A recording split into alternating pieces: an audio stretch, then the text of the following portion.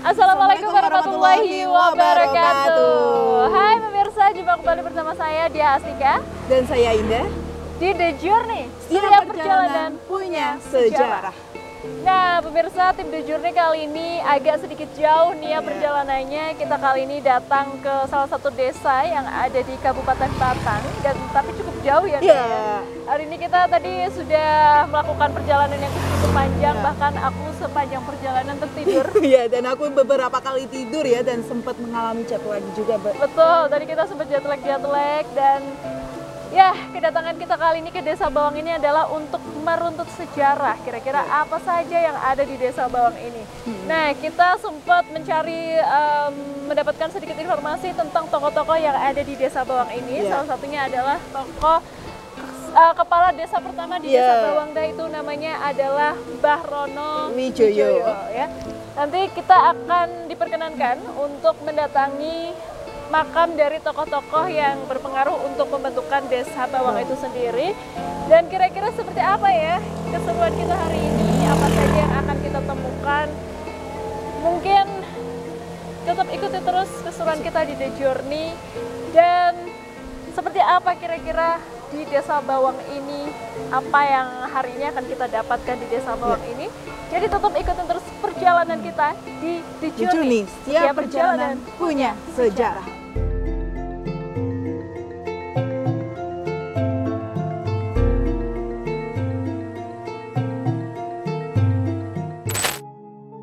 Pemirsa, Anda kembali menyaksikan The Journey, setiap perjalanan punya sejarah.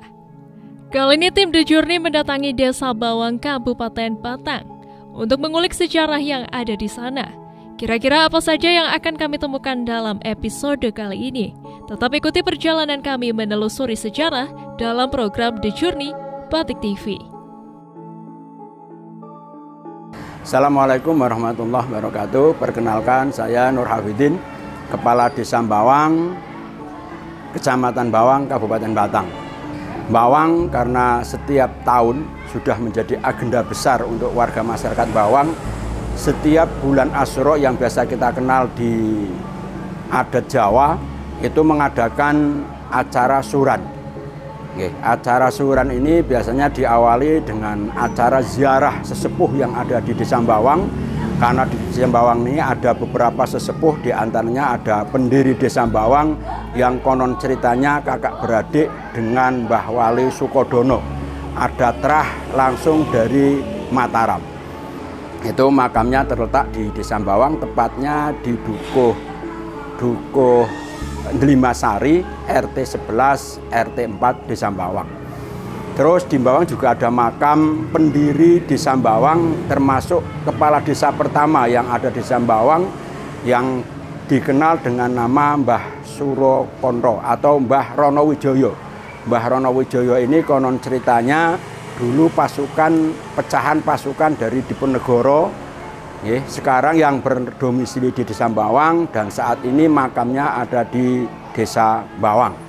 Ada juga makam-makam tokoh-tokoh penyebar Islam yang ada di Bawang. Ada Mbah Hasan Ma'ruf, ada Mbah Jalal Suyuti, yang bertepatan makamnya ada di makam Kebon Dalem, yang tepatnya di RT 18 RW 5 Desa Bawang. Dan juga diikuti oleh duriahnya yang saat ini masih ada di Desa Bawang, yaitu makam Mbah Jalal Suyuti, yang tepatnya juga di sebelah belakang Masjid As-Safi'iyah.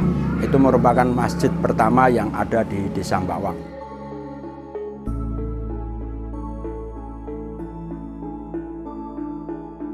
Assalamualaikum warahmatullahi wabarakatuh. Saya Nafiul Atfal, biasa dipanggil Gus Nafi, merupakan keturunan dari Mbah Rono Wijoyo, satu sesepuh atau tokoh di Kecamatan Bawang ini. Mbah Rono Wijoyo sendiri itu merupakan satu tokoh, kalau istilah cerita-cerita simbah-simbah dulu, orang-orang tua kita dulu itu merupakan panglimanya Diponegoro. Jadi setelah Diponegoro itu tertangkap, kemudian panglimanya Mbah Ronowijoyo itu yang berasal dari Solo, kemudian istilahnya apa ya, lari ke Bawang. Nah, di Bawang inilah kemudian menetap dan tinggal. Pada masa penjajahan itu Mbah Ronowijoyo itu menjadi menjadi kepala desa. Kalau dulu lurah pertama kali di Bawang, dan kemudian mempunyai istri, kemudian juga mempunyai keturunan. Nah, antara lain ada putranya, itu namanya Mbah Kertoleksono, kemudian ada lagi Mbah Adam Mangkuro. Dan Mbah Kertoleksono ini kemudian Kertoleksono ini juga menjadi kepala desa setelahnya. Kemudian keturunan lagi, putranya lagi ada Mbah Ilyas Tasiem. Ilyas itu juga menjadi kepala desa Bawang. Kemudian Mbah Ilyas ini punya keturunan lagi, punya putra lagi. Salah satu putranya adalah Mbah Slamet. Mbah Slamet itu juga menjadi kepala desa Bawang. Dan Mbah Slamet ini kebetulan pada masa penjajahan itu ditangkap oleh Belanda, kemudian dipenjarakan di daerah Ambarawa. Jadi di dekat Palagan Ambarawa itu ada sebuah penjara kuno. Beberapa bulan dipenjarakan di situ, kemudian meninggal dunia dan dimakamkan di dekat penjara. Ini itu Mbah Slamet, dan putra-putranya masih. Mbah Slamet itu putra-putranya masih. Dulu waktu putra-putranya masih muda, itu setelah mendapat kabar bahwa Mbah Slamet ini, kepala desa ini meninggal, itu diceritakan naik sepeda ke Ambarawa 3 hari 3 malam. Jadi untuk Mbah Ronowijoyo artinya kisah-kisahnya seperti itu.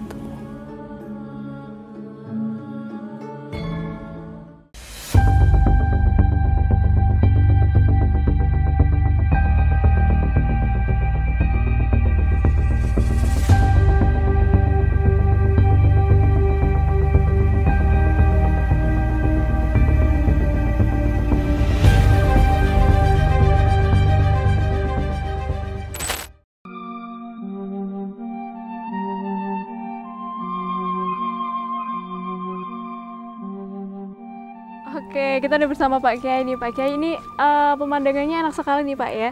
Ada tanaman-tanaman jagung, sini juga lumayan mendung, tapi tidak hujan. Oke, Pak Kiai, ini kita sedang di mana nih Pak? Kita di pemakaman umum, ini tepatnya di Desa Bawang, dan di sini ada makom Mbah Ronowijoyo. Oke. Mbah Ronowijoyo itu adalah kepala desa pertama. Jadi kepala desa pertama di Bawang ini ya beliau, Mbah Ronowijoyo. Kalau ceritanya dulu ini ceritanya adalah panglimanya Diponegoro. Wow. Jadi panglima Diponegoro itu tertangkap, kemudian Mbah Ronowijoyo ini lari ke Bawang dan menjadi kepala desa pertama di Desa Bawang. Di Desa Bawang. Oke, itu kira-kira di tahun berapa tuh Pak? Kalau tahun secara jelas saya sih tidak begitu mengetahui, karena itu sejarah-sejarah dari simbah-simbah ya, tapi itu pada masa penjajah, pada masa penjajahan Belanda. Jadi ratusan tahun yang lalu ya, kira-kira. Kemungkinan sih ratusan tahun yang lalu. Oke, ini kita menuju ke pemakamannya. Ya, betul. Nah, ini ada sebuah tempat yang sepertinya dikhususkan begitu ya Pak ya? Betul, di dalam betul. sini kita akan melihat mungkin ya Indah ya. Oke, ini kita sudah memasuki kawasannya ya Pak ya. Jadi di pemakaman umum ini sebetulnya untuk pemakaman warga juga ya? Ya, ini pemakaman Bawang ini kan ada 2, ada di sini dan ada di sebelah sana, di sebelah barat. Oke. Ya, ada 2 tempat. Jadi yang ini ada di pemakaman sebelah timur, dan di sini ada Mbah Ronowijoyo itu. Oh, oke. Oke, boleh kita maju lagi Pak? Boleh, Yai? boleh silakan. Oke, ini kayaknya ada. Oke, di dalam sini, ini makam beliau. Nah, ini adalah makamnya Mbah Rono Wijoyo yang tadi saya katakan adalah kepala desa pertama. Oke. Jadi ini sudah banyak cucunya di sini, banyak putranya, banyak cucunya, dan putranya juga menjadi kepala desa. Wow. Kepala desa kedua setelah beliau meninggal ada kepala desa kedua namanya Mbah Kertoleksono. Kertoleksono. Ya, Mbah Kertoleksono itu punya putra-putra lagi dan ada salah satunya adalah yang menjadi kepala desa juga di sini. Oh, Ya, menjadi oke. kepala desa juga namanya Mbah Slamet. Mbah Slamet itu kalau ini sudah agak ya, udah Modern. sudah agak modern. Mbah Slamet itu kemudian ditangkap oleh Belanda, dipenjarakan di daerah Ambarawa. Dipenjarakan di sana. Oke. Kebetulan kemudian meninggal di sana. Dan makomnya Mbah Slamet itu ada di Ambarawa, di daerah Palagan Ambarawa ada penjara kuno. Nah, di samping situ makamnya. Wow. Itu berarti aslinya tapi orang Bawang ya? Kalau itu sudah keturunan Bawang. Kalau sudah Mbah Kertoleksono, kalau sudah Mbah Slamet itu sudah Asli Bawang Bawang. begitu ya? Kalau Mbah Rono Wijoyonya itu dikatakan dari Solo. Oh, dari Solo. Dari Solo. Kalau ditelusur sejarahnya dari Solo. Tapi dari keluarga sih belum menemukan silsilah secara jelas. Tapi informasinya itu keturunan dari Solo. Ya. Dan asal mula ulama-ulama di Bawang ini yang membawa adalah Mbah Rono Wijoyo. Oke, jadi Ada ulama bisa- besar dulu. Ada ulama besar nanti itu yang membawa juga Mbah Rono Wijoyo. Oh, berarti bisa dikatakan beliau ini juga sebagai tokoh yang menciarkan Islam di betul, Bawang betul, gitu betul, ya Pak betul. Yai ya. Oke, mungkin nanti kita boleh masuk Pak Yai ya. Monggo, silakan, Kita silakan. Melihat dan Ya, silakan. oke deh pemirsa, kita akan melihat ya kira-kira dalamnya seperti apa dan apalagi kira-kira cerita yang hari ini bisa kita bagikan. Jadi tetap ikuti terus keseruan kita di The Journey. Setiap perjalanan punya sejarah.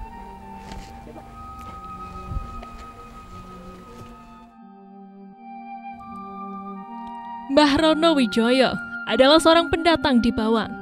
Ia merupakan bagian dari sisa laskar pasukan Diponegoro yang ditugasi sebagai penabuh bende dalam Perang Jawa yang berlangsung pada tahun 1825 hingga 1830. Menurut Oto Sukatno CR, sejarawan asal Yogyakarta, seorang penulis buku Dieng Poros Dunia dan Runtuhnya Wangsa-Wangsa Jawa, seorang penabuh bende merupakan seorang prajurit dalam suatu kesatuan pasukan perang. Adapun tujuan menabuh bende dalam tradisi perang Jawa adalah untuk menggelorakan semangat juang. Oke, ini pemirsa kita sudah ada di dalam lingkup pemakamannya Mbah Rono Wijoyo. Mbah Rono Wijoyo. Dan ini kira-kira dibangun mulai kapan nih Pak Yai? Kalau yang ini dulu terkenal dengan makom paling besar ininya. Kalau di sini istilahnya ini namanya tenger ya. Oh, tenger. Nah, ini itu di sini tenger. Oke. Ini paling besar. Dulu orang-orang sini menyebut makom yang paling besar tengernya ya. Hanya ini. Ini dulu seperti pemakaman umum biasa. Oke. Kemudian beberapa tahun yang lalu kita bangun lah, kita kasih atap, ini apa untuk membedakan dengan makom-makom yang lain. Tapi dari dulu memang sudah mempunyai tenger yang besar seperti itu. Ada pembedanya begitu Sudah, ya Pak Yai ya? ya betul. Oke, artinya ini memang belum terlalu lama ya untuk dibangun ini? Belum. Kalau pembangunan ininya belum begitu lama. Tapi kalau masyarakat sini terutama yang sepuh-sepuh ya, yang tua-tua sih memang sudah mengetahui bahwa ini ada makam Mbah Rono Wijoyo, kepala desa pertama di Desa Bawang. Betul. Oke.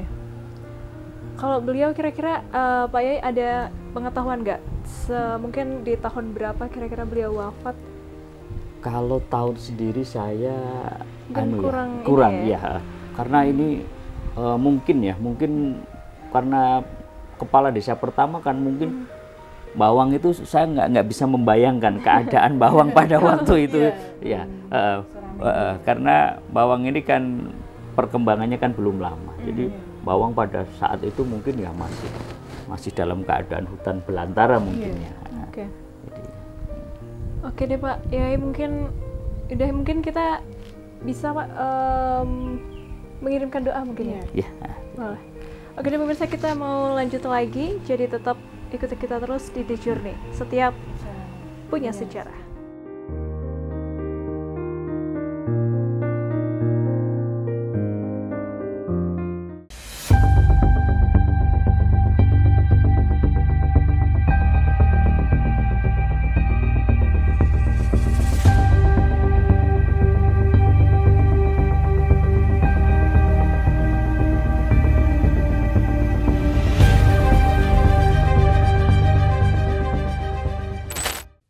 Tim kami juga mendatangi salah satu tokoh penting di Bawang, yang dahulunya dikenal sebagai orang yang memenangkan sayembara yang diadakan oleh pemerintah untuk mendatangkan air saat kemarau panjang. Bernama Hasan Ma'ruf. Bismillahirrahmanirrahim. Mbah Hasan Ma'ruf itu aslinya orang Purwokerto. Lebih tepatnya Desa Pangebatan, Kecamatan Karangluas. Alhamdulillah saya pernah ke sana silaturahim sekitar 20 tahun. Terus Mbah Hasan Ma'ruf itu setelah pulang dari pondok, katanya pondoknya di Jombang. Terus pulang ke rumah, habis itu mengembara. Jalan terus ke timur sampai singgah di daerah Sukorejo sini, Sukorejo Kendal. Terus nikah sama orang Sukorejo namanya Mbah Mursiah ya, yang ini istrinya. Akhirnya netap di Sukorejo di rumah mertua selama beberapa bulan atau beberapa tahun, saya kurang tahu. Akhirnya sama Dono, Pak Dono Bawang, katanya di atas camat, di bawahnya bupati ada pemerintah yang nama Wedono ya. Itu sama Pak Dono Bawang sowan ke sana. Dengar katanya ada seorang pengembara yang singgah di Sukorejo. Akhirnya didatangi sowan, diminta tinggal di Bawang, suruh mengusir demit-demit yang ada di Bawang gitu. Permohonan dari Pak Dono Bawang itu. Terus permohonan dikabulkan, akhirnya Mbah Hasan Ma'ruf pindah di Bawang, dikasih tempat tinggal yang sekarang jadi Pondok Darussalam itu. Tepatnya di rumahnya Mbah Musamil itu. Terus beberapa saat lah, akhirnya di Bawang itu terjadi kemarau panjang. Itu menghilangkan demit ini berhasil nggih. Akhirnya mendirikan musola, pondok, akhirnya mulai ngaji di situ. Terus pada suatu hari lah itu ada kemarau panjang yang air itu kesulitan air gitu. Akhirnya Pak Dono atau pemerintah setempat di situ kurang paham, itu mengadakan sayembara, siapa yang bisa mendatangkan air terlebih dahulu akan dikasih hadiah gitu. Lah terus Mbah Hasan Ma'ruf disuruh ikut. Yes, insya Allah siap gitu. Tapi dikasih waktu maksimal sampai hari Rebu. Mungkin itu bilangnya hari Senin, soalnya hari Senin sudah pada mulai duduk-duduk itu loh. Lah Mbah Hasan Ma'ruf santai aja, enjoy, tinggal mulang, tinggal ngajar itu. Terus sampai ditegur sama pemerintahnya itu, pripun Mbah kok dereng mulai pun dinten Rebu ngeten cari. Mangke nggih tasik Rebu ngeten cari, tinggal mulang. Yaitu riwayat yang saya dengar itu pas hari Rebu pada zuhur itu mulai berangkat, bawa tekennya itu tongkat, ditancapkan ya kayak di film itu katanya, ditancapkan terus dicabut keluar air. Sekarang masih ada sumbernya di rumahnya Mas Husni, itu nanti bisa dilihat kalau berkenan. Nah terus itu berjalan terus, akhirnya punya anak yang terkenal itu ada dua, ada Mbah Suhud, ada Mbah Jalal. Mbah Suhud itu ada turunannya itu yang kameraman. Lah kalau Mbah Jalal ya keluarnya saya ini yang semrawut. Lah terus pas akhirnya Mbah Jalal nikah sama orang sini, akhirnya tinggal di sini, yaitu yang tadi lewat itu di depan masjid kompleks itu. Akhirnya tinggal di situlah yang menetap di sana Mbah Suhud sampai dikasih tanah hadiahnya itu sampai jalan yang menuju ke Ngelawen itu, dari tempat tinggalnya itu dulu tempatnya Mbah Jalal yang kemudian diteruskan Mbah Suhud, akhirnya ada musola namanya musola Asyuhud itu di situ, di RT situ. Itu sebagai mengenang jasa katanya. Terus kita ke Mbah Jalal. Mbah Jalal tinggal di sana di utara, di rumah saya itu sekarang. Itu nikah sama orang situ namanya Mbah Salamah. Itu kalau nggak salah itu syariahnya. Lah suatu saat setelah punya anak masih baru lucu-lucunya ya, kalau versinya Nabi Ibrahim ya walama balagha ayo lagi asik-asiknya bermain, katanya sudah kecil sudah mengeluarkan keanehan-keanehan itu. Kalau kata mbah saya yang pernah melihat sendiri, itu mainannya kerikil itu disundui pakai benang dijadikan tasbih. Nah ini orangnya diapit, belum sempat tahu namanya saya, itu sudah masih kecil sudah mengeluarkan keanehan-keanehan. Akhirnya lagi lucu-lucunya meninggal. Secara naluri kemanusiaan kan gelong ya, apa itu, kecewa. Bapaknya itu kecewa, akhirnya untuk melipur itu jalan-jalan terus sampai jauh, sampai ke Bombay katanya, di daerah mana India ya. Beberapa hari terus pulang ke sini bawa teman. Lah temannya dapat orang sini, yaitu yang turunannya yang si Kaji Rodi yang punya penginapan Tiang Tigo itu kan wajah-wajah Pakistan itu, ada Dul Kapur itu dulu kalau yang orang Bawang tahu itu sepintas dari Mbah Jalal dan Mbah Hasan Ma'ruf.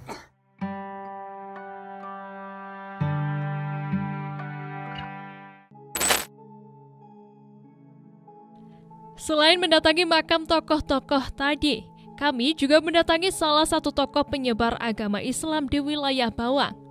Beliau adalah Habib Idrus bin Husain bin Syihab, yang menurut cerita warga setempat, beliau adalah sosok ulama yang melarikan diri dari kejaran penjajah dari Pekalongan menuju ke desa Bawang. Nah sekarang kita sedang berdiri di depan makam siapa nih Pak? Habib Idrus bin Syihab. Oke, Habib Idrus bin Syihab. Oke, berdasarkan cerita yang Bapak ketahui, kira-kira seperti apa nih Pak? Ya, sebatas yang saya tahu dari orang-orang dahulu, Habib Idrus itu datang ke Bawang karena pas di Pekalongan di rumahnya itu ada gegeran, ada penjajah, nggak tahu penjajah Jepang atau Belanda, saya kurang tahu, itu sekitar tahun 1940. Berarti siapa itu? Nggak tahu Jepang atau Belanda. Terus banyak orang-orang dari kalangan Habib itu yang ngungsi ke Bawang, salah satunya di rumah mbah saya itu Mbah Jalal. Setelahnya Mbah Hasan Ma'ruf, berarti eranya anaknya Mbah Hasan Ma'ruf.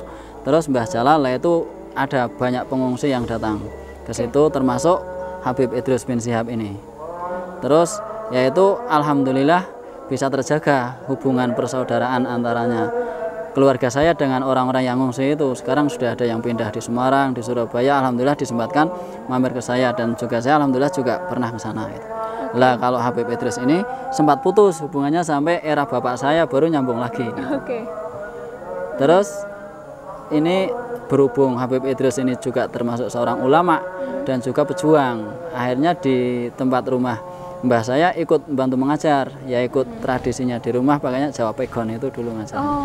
Terus katanya di sana juga sudah diincar sama penjajah. Begitu datang ke Bawang itu diikuti sampai katanya itu ditembak, itu nggak mempan. Terus diumpetkan, disembunyikan di rumah Pak siapa itu yang tukang mengawinkan itu namanya apa ya? Penghulu, di rumahnya penghulu disembunyikan di situ. Katanya Pak penghulu, ampun medal riyen Mbah, pokoknya sak derenge kula wangsul jenengan ampun medal.